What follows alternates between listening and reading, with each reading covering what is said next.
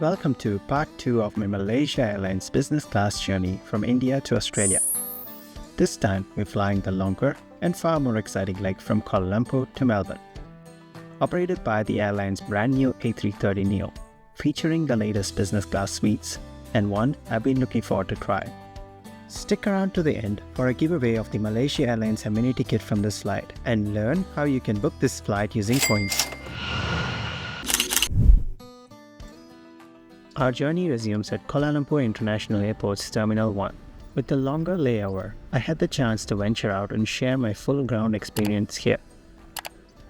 Malaysia Airlines currently operates 3 daily flights to Melbourne, all using their brand new A330neo fleet. My review of the new and wonderful economy class product is already up on the channel. And if you have seen that, you already know that NEO stands for New Engine Option. Business class passengers are offered a dedicated check-in area with shorter queues and seating. I had already checked my bag in Hyderabad, so I didn't need to stop here. Therefore, I went straight to immigration, where business and first class passengers benefit from priority lanes, making the process smooth and efficient. Just like that, I was airside and on the hunt for our lounge of the day. A warning that today's lounge section is going to be pretty long, and there is a reason for this. There are 2 Malaysia Airlines lounges at KLIA, and let's start with the smaller of the 2, located in this main terminal building. This is the Regional Golden Lounge, positioned near the central area of the terminal.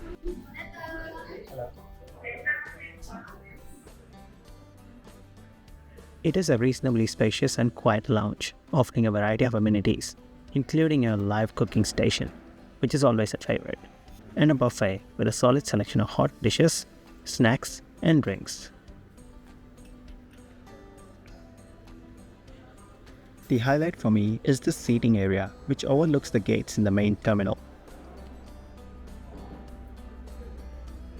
But if you're looking for the flagship offering, you'll need to head over to the satellite terminal, which is also where most long-haul flights take off from. Whilst there is an airport train, business class passengers are offered something a bit more exclusive: a private transfer across the tarmac. This is a chauffeur-driven Mercedes S-Class service, which definitely adds a premium touch to the experience. Good, thank you. Thanks for taking me. It is not faster than a train, but if you have got the time, it's a fun little perk and does make you feel like a VIP, if only for a few minutes.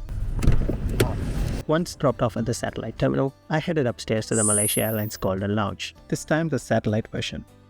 The business class section is located on the left side of the lounge, and honestly, it's one of my favorite business class lounges in the region. The space is expansive with plenty of seating, and the food selection is excellent. There is a dedicated noodle bar where you can get made to order dishes like their signature laksa. That's in addition to the extensive buffet, which features Malaysian favorites like nasi lemak, along with a variety of Indian and Chinese dishes. There's also a full service bar and plenty of seating with great tarmac views. The shower facilities are also clean, modern, and well maintained. If I had one complaint, it's this nap area. While it is a thoughtful touch, its placement right next to the children's play zone feels questionable. My One World Emerald status also grants me access to the Platinum section of the lounge, a much quieter and more exclusive space. The tall wingback chairs instantly reminded me of the Singapore Airlines private room. There's a la carte dining in a formal table setting, although the overall menu is a bit more limited compared to the business lounge. That said, all the signature offerings are still available, and I had to try the laksa, which was rich and satisfying.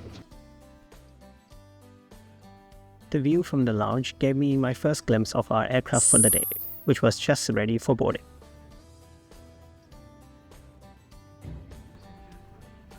Unfortunately, the boarding process was messy. This airport uses gate-side security checks, much like Changi in Singapore, but the execution here felt far less organized. The queues were long, chaotic, and surprisingly there was no dedicated lane for business class, definitely the low point of the overall experience. So while we wait, let's take a look at the seat map. At the time of this slide, Malaysia Airlines operates 8 A330neos with a further 32 on order. These aircraft are configured in 2 classes, 28 seats in business and 269 in economy. The business class layout is straightforward, 7 rows of 4 seats, arranged in a 1 across 2 across 1 layout, with each seat offering direct aisle access. I had initially selected seat 7A, a nice quiet window seat at the back of the cabin. But to my shock, Good morning. 1D. I was reassigned to 1D, a middle seat in the front row.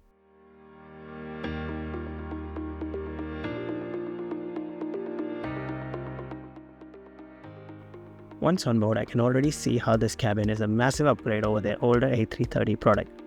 The seats are set up in a reverse herringbone layout, offering a great sense of privacy, especially with the addition of a sliding door, a first for Malaysia Airlines, and it looks like they've beaten their rival Singapore Airlines to the door. The detailing on the walls give a sense of distinct Malaysian flavor to the seat. Each suite features electronic seat controls with a touchscreen for seat positioning and modern amenities like USB-C outlet and wireless charging. At first glance, the seat feels sleek and premium, but it's not without its flaws. Storage space is limited in comparison to similar products like Cathay Pacific. While the lamp is cool, this is exactly where some airlines have a small cupboard. And while the seat is private, it feels narrow, especially in the leg area. As for amenities, waiting at the seat was a pillow, blanket and a mattress topper, a thoughtful addition for a long-haul flight. There was also a bottle of water, a decent pair of headphones and an amenity kit, which I'll be giving away later in this video. There was a hot towel service before the seatbelt sign came on.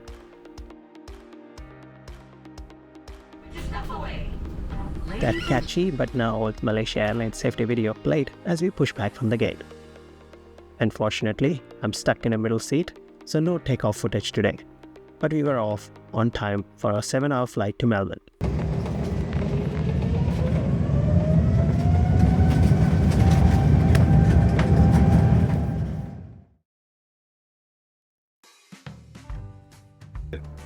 Once in the air, I was able to close the middle partition and the suite door, creating a very private space.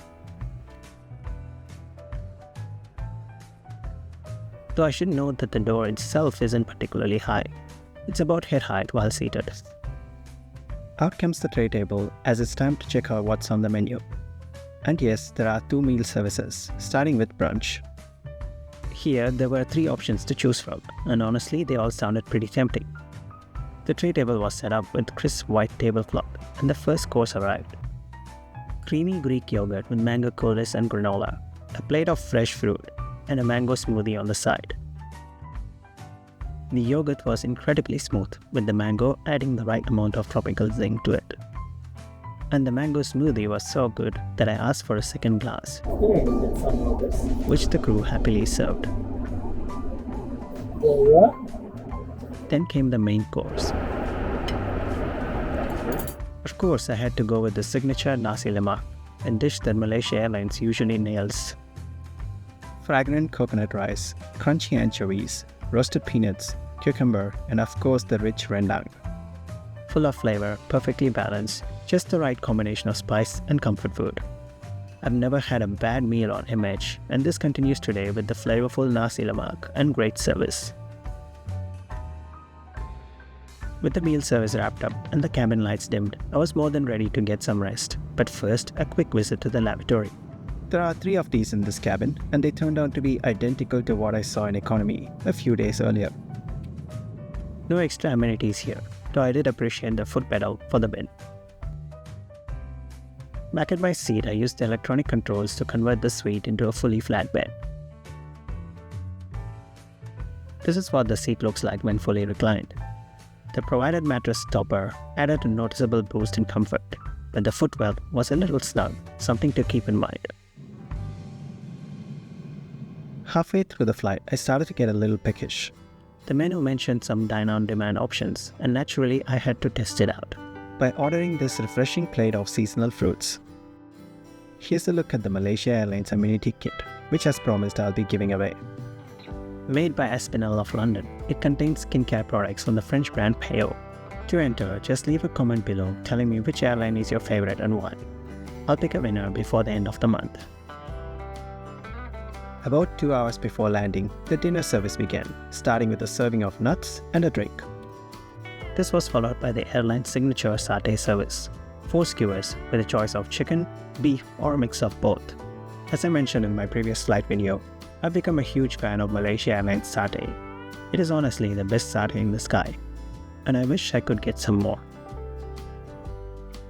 I didn't use the in-flight entertainment system much on this flight, but having flown the A330neo in economy recently, I can confidently say the experience is just as impressive up front.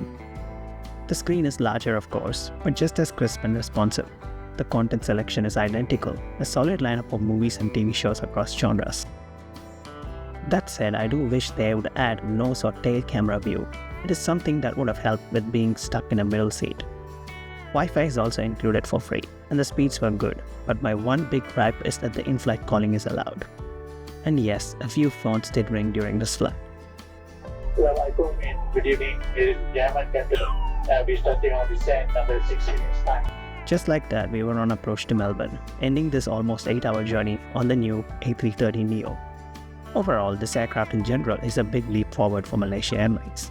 The suite layout offers a true sense of privacy, the dining was excellent, and the modern tech touches like wireless charging and free Wi-Fi make it feel competitive. However, aspects like tight footwell and limited storage bring it down a notch. Despite these shortcomings, the lounges at KL, the warm in-flight service, and in-flight entertainment all come together to make this a well-rounded offering from Malaysia Airlines. But now, I want to hear from you. Let me know what you think of this new Malaysia Airlines product in the comments.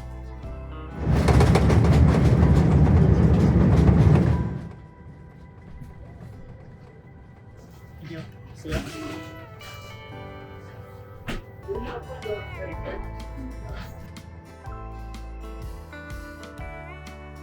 You can book Malaysia Airlines using Qantas points thanks to their OneWorld Alliance membership.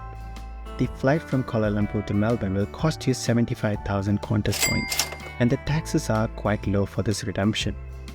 Thank you so much for watching this video, and I hope you got an insight into flying Malaysia Airlines.